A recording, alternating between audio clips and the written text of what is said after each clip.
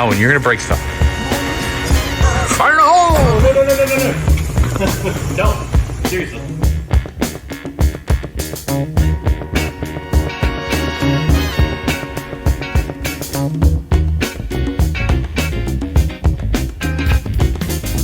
All right, well, the day is finally here. We are officially done with our 1979 Chevy Corvette. That's not the case, obviously. We're not even close to done being with this beautiful thing. I don't know why I thought that would be funny, but it's not. It almost feels painful at this point to think about how much work we have to do with this beautiful Corvette. This week we're going to be going over some of the technical aspects of what we're doing to the vehicle, but as you can see, it's not necessarily been the best maintained vehicle that we have on our lot. A lot of kind of some janky wiring and some misplaced parts going on in here, but hopefully we're going to get it up and running. You can see here on the master brake cylinder that there's a lot of rust and stuff going on over here. But we're gonna get some of this stuff changed out. We're gonna get it up and running. We're gonna get it sounding great.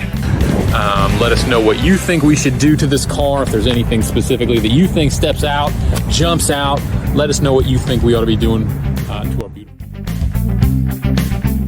Just needs rebuild on this thing. One side is pulling in, dripping like a faucet. The other side, nothing's coming out, and it's wanting to stumble on its face. What does that mean if I knew, like I know all about that stuff, but let's say our viewers don't? See, you can watch one side leaking out a lot, and go to this other side, nothing's coming out. All dry. I mean, you really want equal fuel to go to both sides of the carburetor. That way you have good fuel atomization to both banks. That way you have a good running car. With it leaking on one side and no fuel coming out the other, it's loading up on one bank and causing a whole bunch of issues and wanting to shut off, choke out, backfire. Nice. So we're gonna rebuild the carburetor. Yep, that's the first thing we're gonna do. Thank you, brother. Yeah.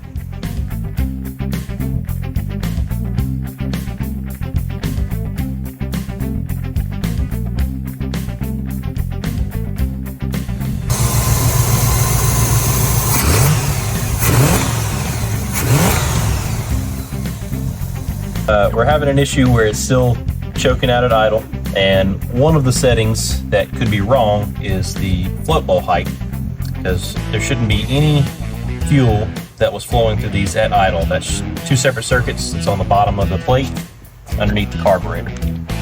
So what I'm doing is I've already taken it out and I've adjusted the float bowl. I think it's 300 thousandths from the top of this, the air horn to the top of the float. We're gonna go from there. I made sure that it didn't have any fuel. It's still got good buoyancy. Other than that, I'm gonna be checking fuel pressure, ignition timing, and a couple other things just to make sure we can get this straightened out and driving.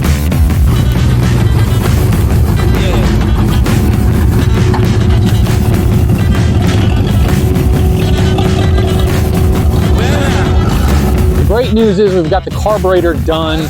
It's fixed. The vehicle runs. The reason we had so many issues with the carburetor, it obviously was pouring too much fuel in, and so the car wouldn't idle well and would die out. But Tyler got all that fixed for us. The real problem I'm having now is now that the car runs, everybody's eyes are on it in the service department now. Everybody's in there and got their hands in it, and I feel like I'm getting to a point now where it's too many cooks in the kitchen and everybody's got their opinions. We need to do this wheel, we need to do this intake. No, you should just straight pipe it on down to the back. Just clean off the rust. No, get new parts. We don't need to spend money on this and that. With everybody's opinions, I'm running into how much money do I want to really put in this car? And don't get me wrong, I love this project and I love everybody's kind of rallying around it. But man, at some point, the money, I've just got to put my foot down and say, hey, this is enough is enough. Either this car is we're gonna make it work, or we'll just send it back.